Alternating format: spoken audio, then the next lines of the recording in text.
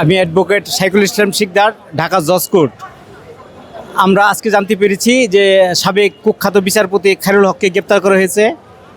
বাংলাদেশের রাজনীতির যত দুর্ঘটনা, যত প্রতিহিংসা, যত মারামারি, খুন, যত ভোট চুরি, সব একমাত্র এই খায়রুল হকের জন্য হয়েছে। কারণ সংবিধানে স্পষ্ট লেখা ছিল তত্ত্বাবধায়ক সরকারের অধীনে ভোট হবে। আমরা জানি 2091, 96, 2001 এবং 2008 এই চারটি তত্ত্বাবধায়ক সরকার অধীনে নির্বাচন হয়ে দেশের মানুষ সুষ্ঠুভাবে ভোট দিয়েছে। একমাত্র উনি এই সংবিধান পার্লামেন্টে যে 201 জন সংসদ সদস্য পাশ করেছে তত্ত্বাবধায়ক সরকার, সেটি বাতিল করে ওনার নিজ ইচ্ছায়, অর্থাৎ শেখ হাসিনার কথা মতো উনি তত্ত্বাবধায়ক সরকার বাতিল করে শেখ হাসিনার অধীনে ভোটের জন্য এই আইন পাশ করলো। এর পরবর্তীতে আমরা যা দেখতে পারলাম, সারা বাংলাদেশে এই খুনাখুনি, ভোট চুরি, আওয়ামী লীগের একক ক্ষমতা, শেখ হাসিনার স্বৈরাচার হওয়ার পিছনে এই বিচারপতি খায়রুল হক মতো, বিচারপতি এনায়েতুর রহিম, বিচারপতি শামসুদ্দিন মানিক, এরা বাংলাদেশ সুপ্রিম কোর্টকে, বিচার ব্যবস্থাকে ধ্বংস করেছে।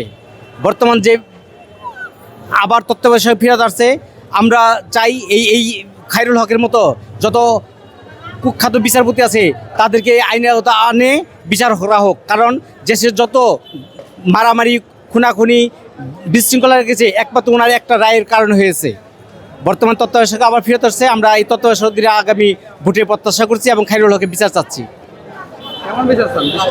দৃষ্টান্তমূলক বিচার চাচ্ছি, কারণ উনার একার সিদ্ধান্তর জন্য উনি রিটায়ার্ডের পরে রায়ের সিগনেচার করছে, যা আওতায় পড়ে না। উনি এই রায়ের পরে 30 লক্ষ টাকা শেখ হাসিনার কাছ থেকে স্বাস্থ্যসেবা করে সুবিধা নিয়েছে। উনি অনেক অনৈতিক সুবিধা নিয়েছে। এই 15 বছর উনি আইন কমিশনে আবার নতুন করে চেয়ারম্যান হয়েছে। মানে সরকারি বিভিন্ন পদ পদবি সুবিধা নেওয়ার জন্য ওনার নিজের ইচ্ছা এবং শেখ হাসিনাকে 41 সাল পর্যন্ত ক্ষমতায় রাখার জন্য উনি শেখ হাসিনার একক ইচ্ছায় এই সংসদে উনি নিজের আইন পাশ করেছে, যা সংবিধানের সাথে সামঞ্জস্য না। কারণ সংবিধানে স্পষ্ট লেখা আছে 201টা সংসদ সদস্য যে পথে যেভাবে রায় দিবে, যে বিলে পাশ করবে, সেই বিলে রায় থাকবে। সেক্ষেত্রে উনি তো এককভাবে এই প্রধান বিচারপতি হওয়ার পরও সংসদকে, আইন পরিষদকে অবমূল্যায়ন করতে পারে না। উনি নিজের ইচ্ছা এটা করেছে এবং শেখ হাসিনার ইচ্ছাই করেছে। আমরা ওনার দৃষ্টান্তমূলক শাস্তি চাই।